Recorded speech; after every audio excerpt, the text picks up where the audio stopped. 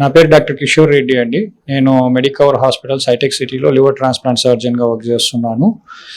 మేము ఇవాళ ఒక successful liver transplant story share చేసుకోవడానికి మేము ముందుకు వచ్చాము. 3 years బ్యాక్ మేము ఒక ట్రాన్స్ప్లాంట్ చేశాము. 3 years తర్వాత patient is leading successful life.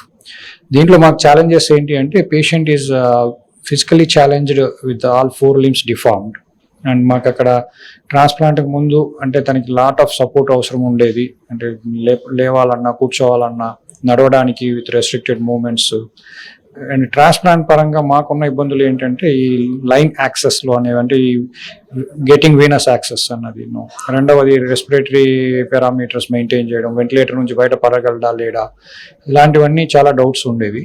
But transplant చేసిన తర్వాత he recovered very well and lot of challenges we faced, but we solved them all, and now he is taking care of his family as well as his brother's family and he is living very successful life.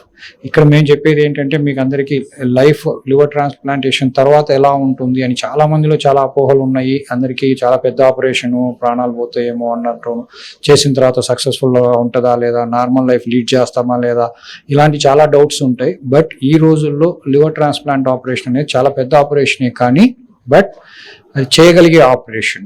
ఇప్పుడున్న availability ఉన్న equipment wise కానీ, intensive care కానీ, anaesthesia కానీ, surgeons expertise కానీ, post surgery medications పరంగా కానీ, వీటన్నిటిని చూసుకుంటే కనుక మనకు ఇప్పుడు లివర్ ట్రాన్స్ప్లాంటేషన్ అనేది చాలా సక్సెస్ఫుల్ సర్జరీ అని చెప్పుకోవచ్చు అండి.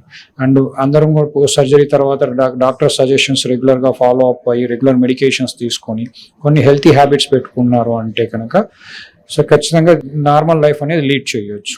సక్సెస్ఫుల్గా ట్రాన్స్ప్లాంట్ అయిన వాళ్ళలో చాలామంది కంపెనీ సీఈఓస్ ఉన్నారు, నేషనల్ లెవెల్లో స్పోర్ట్స్ ఛాంపియన్స్ ఉన్నారు. అన్ని రంగాల్లో అందరూ నార్మల్ లైఫ్ లీడ్ చేస్తున్నారు and they are achieving more also.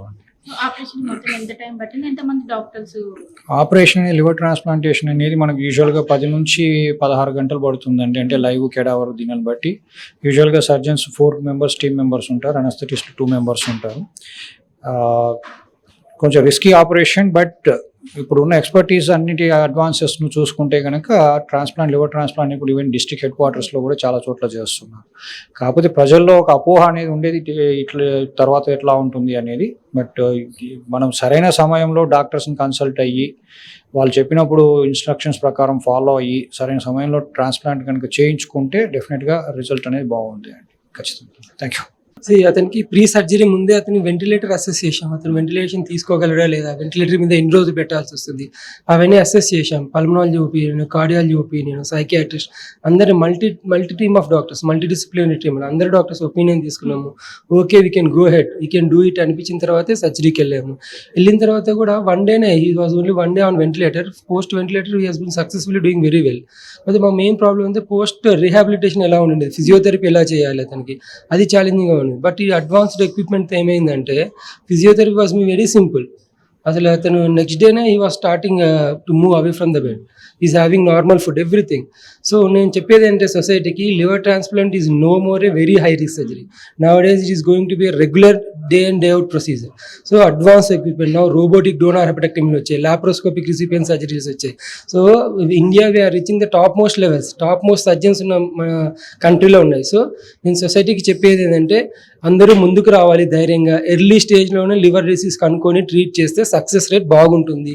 Delay చేయొద్దు, భయపడొద్దు. పోస్ట్ ట్రాన్స్ప్లాంట్ కూడా నార్మల్ లైఫ్ లీడ్ చేయొచ్చు. Thank you.